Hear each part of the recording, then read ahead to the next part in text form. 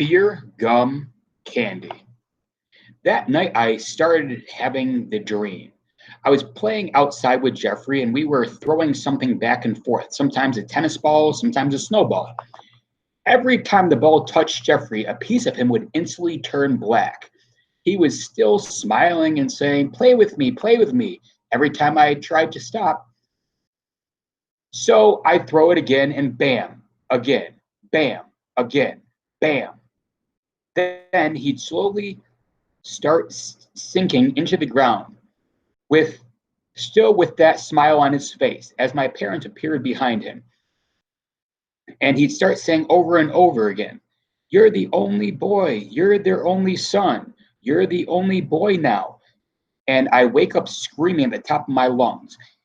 In the dream, with slight variations, maybe every other night for the next 2 months. Thankfully, Jeffrey somehow always slept through it.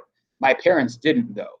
They eventually got so used to it happening, they started getting to my bed and grabbing me before I even woke myself up. Every time this happened, they would ask me what the dream was about, and every time I'd lie and I'd say, "I don't remember." My parents started pressuring me to tell Miss Galley about the dream, which I didn't want to. I thought, why would I tell her? What's she going to do? Send me to a psychiatrist? I'm not crazy. I'm having dreams, and that my extremely ill brother is dying, which makes sense. I hated my the dreams with a burning passion, but the fact not was that having them didn't seem like a big blockbuster of a surprise to me. So, for the time being, my parents' worries about their younger son's physical health were compounded by their worries about their older son's mental health. My dad paced back and forth a lot when he was home. My mom asked me 1,000 times a day how I was doing, and I basically just pretended it was totally normal to wake up drenched in sweat, shrieking like a wounded banshee. Night after night, in the meantime, my mom was also asking for advice about this from all the doctors, nurses, social workers, and assorted therapy type people in the Philly hospital. And every single one of them told her to get me into counseling as soon as she could. Some helpful soul down there told her that experiencing Jeffrey's treatment firsthand by visiting the hospital might alleviate my anxiety. So she started bugging me to come down to Philly on one of the weekly trips. But every time she asked, I had an excuse handy: jazz band rehearsal, schoolwork, drum lesson, anything to keep me from away from the mental health providers. So, sure, I was plagued by nightmares. Absolutely, I was tormented by repeated bouts of what's the point syndrome. And there was no question that I was terrified by everything about Jeffrey's treatment. But I was coping, right?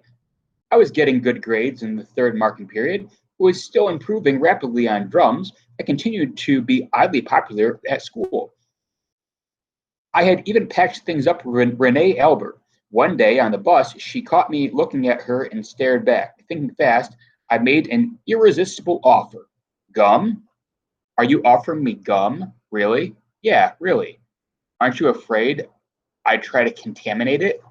Well, it's only good, it's only going into your mouth, so feel free. I noticed that there were about 12 people watching this scene, like it was a jury trial or something. So I scooted across the aisle to sit by Renee and continued the peace talks in whatever privacy you can have on a packed school bus chugging along the main thoroughfare. Come on, Renee, are you really going to be mad at me because I protected my baby brother by sending you home? Well, I failed the maths final if it's any consolation. You did? I'm sorry. Did your parents flip? Kind of. Don't worry about it. It was my own fault. I tuned out of that class for 2 months. No, Stephen, you had a lot on your mind. I'm sorry I got mad at you, and I'm sorry about the things I said. Well, you were right. I did have a crush on you in the third grade. Do you have a crush on me now? She gave me the killer Renee Albert smile and took the piece of gum from my instantly sweaty palm. Just then, the bus pulled up to our stop. I reached back across the aisle to get my backpack, and Annette held it out for me, glaring like I had been chatting with Renee about Annette's mother or something. I didn't have time to figure that one out. We were blessed with the most patient bus driver on planet. I charged up to the front and out the door. The driver was already slamming down on the gas pedal when I was in midair, so I didn't turn around in time to catch Annette's eye through the window. I wonder whether she'd still mad at me the next day and why I never seemed to be able to be friends with more than one human female at a time. Then I got my bearings. I realized Renee was already walking away from me toward her house. For some odd reason, perhaps my brain just reached its female logic point overload. I don't I didn't call out after her. As she turned the corner without even looking back at to be sure I was still there, she said something and I could hear the laughter in her voice. Thanks for the gum. I kept looking until she was out of sight behind the huge old oak tree at the end of our block. Boy, did that girl know how to walk. So I was hanging in there. But the weirdness of acting normal when nothing really was normal was exhausting. One day, I fell asleep in social studies class, and the teacher took me out into the hall and had a talk about it. How are you, Stephen? Is there more bad news at home? No, things are just swell. We spend our time knitting matching sweaters, baking wholesome cookies from scratch, and watching my brother's hair fall out, moron. No, I just have a lot on my mind. Can I think fast, Stephen? Go see the school counselor? Of course. He let me go. I had already figured out that most teachers did not want to stand in the corridor talking about pediatric cancer while they could be safely in their rooms, handing out worksheets. Miss Galley was happy to see me, which was a nice feeling. Maybe I only asked to see her so I could get out of class, and maybe I was just merely in the mood for a candy heart or two. But I really was starting to trust this woman. She asked me how things had gone with the math grade bust weekend and the weeks of school since then. I told her the whole story in the first weekend with my parents and how I was keeping up with my schoolwork and social life, and she looked relieved that the rents had hadn't tied me to a stump behind a woodshed and given me a beating.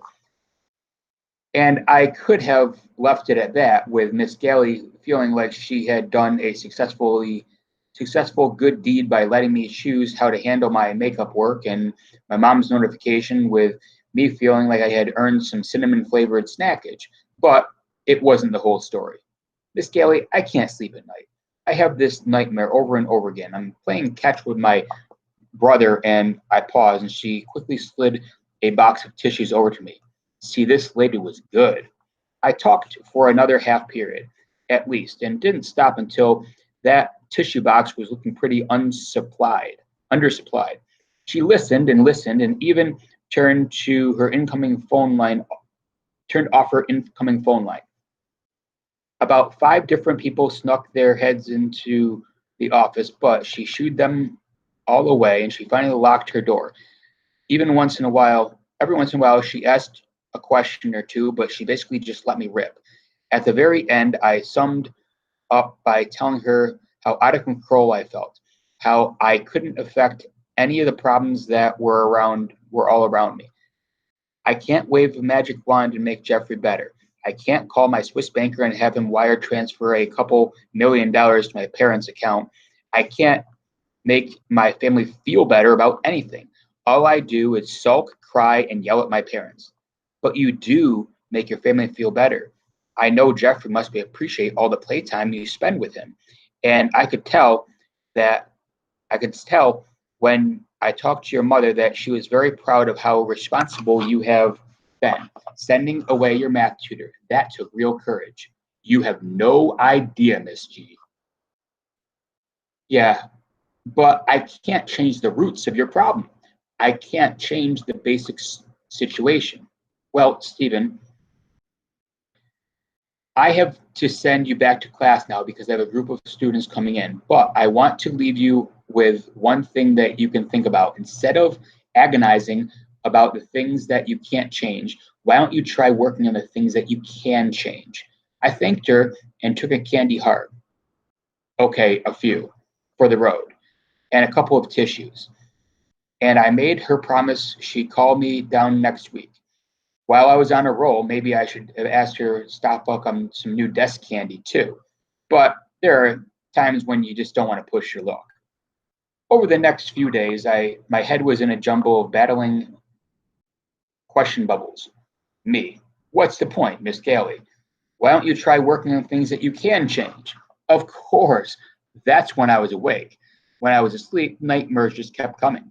I was starting to wonder whether I was going to be a nervous wreck for years and years, finally losing it completely and waking up in a mental ward with a tight white sleeveless coat on.